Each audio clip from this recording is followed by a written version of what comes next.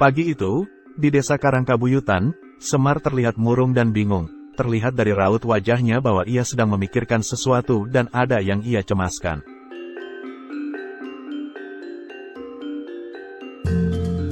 Melihat hal itu, Petruk bertanya kepada Ramandanya itu, gerangan apa yang sedang terjadi dan yang membuat ayahnya sering melamun.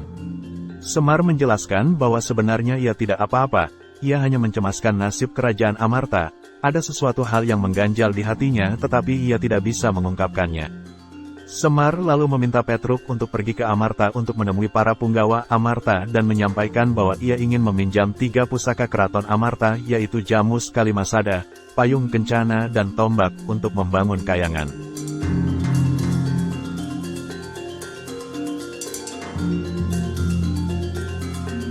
Selain itu, ia juga mengundang para Pandawa untuk segera datang ke Karangkabuyutan. Petruk menerima tugas yang diberikan ayahandanya, dan langsung berangkat menuju negara Amarta.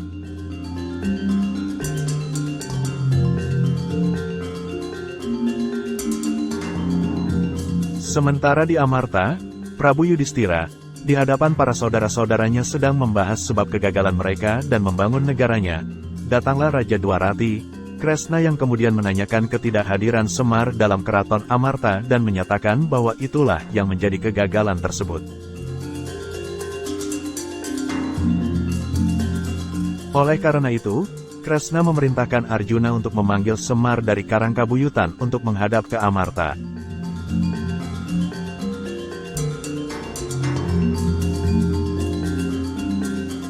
Namun, belum Arjuna beranjak dari tempat duduknya, datanglah Petruk menghadap dan memberitahukan bahwa ia diperintahkan Semar untuk mengundang kelima Pandawa untuk menuju Karangkabuyutan dengan membawa 3 pusaka kerajaan untuk membantu Semar membangun kahyangan.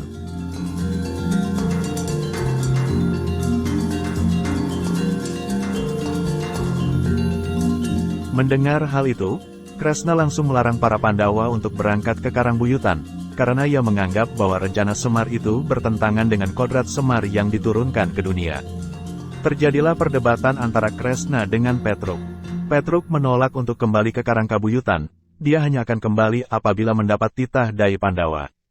Yudhistira pun akhirnya menyuruh Petruk untuk menunggu di luar Paseban untuk menanti keputusan rapat para Pandawa. Petruk akhirnya menuruti perintah Yudhistira. Di luar Paseban, Petruk bertemu dengan Antasena, putra Bima. Petruk menceritakan semua kejadian yang ada di dalam Paseban tadi. Antasena yang memiliki watak bijaksana dan tahu bahwa yang akan dilakukan Semar itu adalah benar, maka ia berjanji akan membantu Petruk menghadapi tindakan Kresna. Kresna kemudian mengajak Arjuna pergi ke Kahyangan Suralaya untuk melapor kepada Batara Guru, dan memerintahkan Gatotkaca, Antareja dan Setyaki mengusir Petruk kembali agar ke Karangkabuyutan.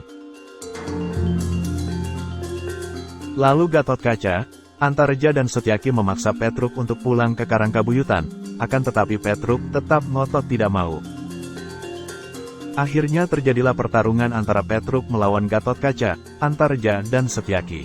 Petruk menjadi sakti mandraguna karena dalam tubuhnya sudah dirasuki Antasena.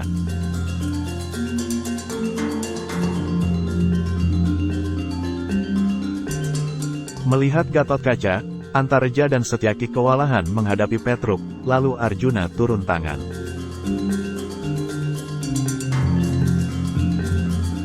Dan Arjuna memerintahkan Petruk untuk kembali pulang.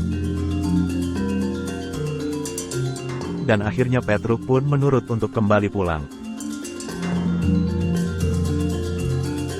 Kresna tiba di Suralaya dan menghadap Batara Guru. Ia melaporkan rencana Semar yang ingin membangun kahyangan menyaingi Suralaya. Mendengar laporan itu, Batara Guru langsung memerintahkan Betari Durga dan Kresna untuk menghalangi rencana Semar tersebut.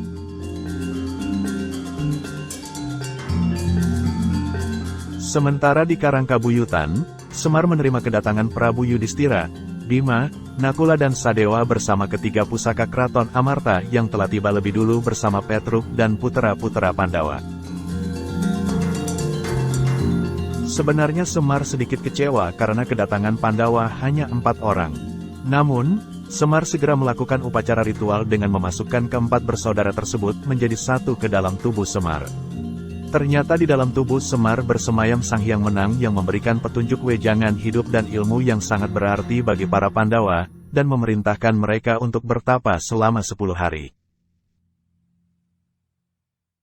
Gareng, Petruk dan Bagong mendapat tugas khusus untuk menjaga Semar dan para Pandawa saat melakukan ritual.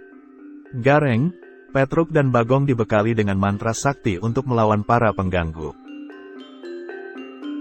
Kresna yang ditugaskan Batara Guru untuk menghalangi rencana Semar membangun kahyangan menyamar menjadi raksasa sebesar bukit.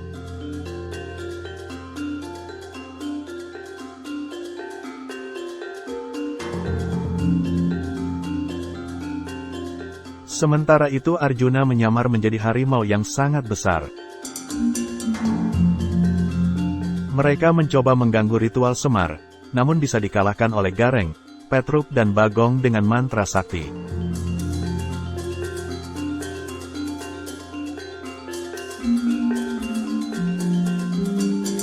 Kresna dan Arjuna yang menyamar pun akhirnya tertangkap.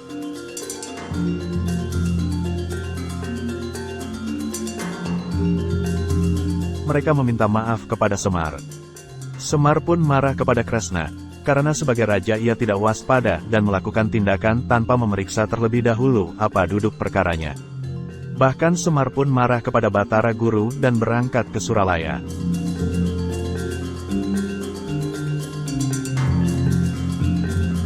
Dengan penuh amarah Semar pun berangkat ke Suralaya. Semar ingin memberi pelajaran kepada Batara Guru.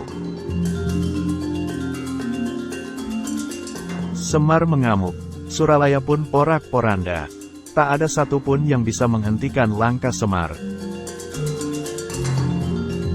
Melihat Suralaya porak-poranda, Batara Guru pun ketakutan melihat Semar murka.